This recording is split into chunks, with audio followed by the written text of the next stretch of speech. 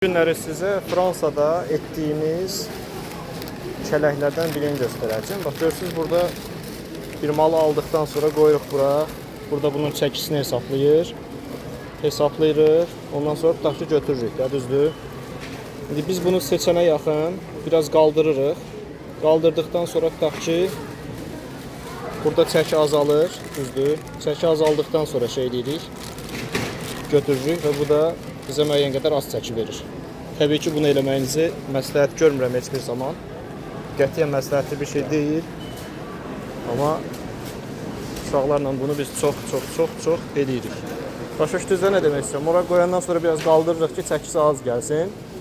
Tutaq ki, belə deyim də, 1 kilodursa yarım kilo gəlsin. Yarı qiymətinə. Amma məsləhətli deyil də, bunu sırf zarafat üçün edirik. Belə.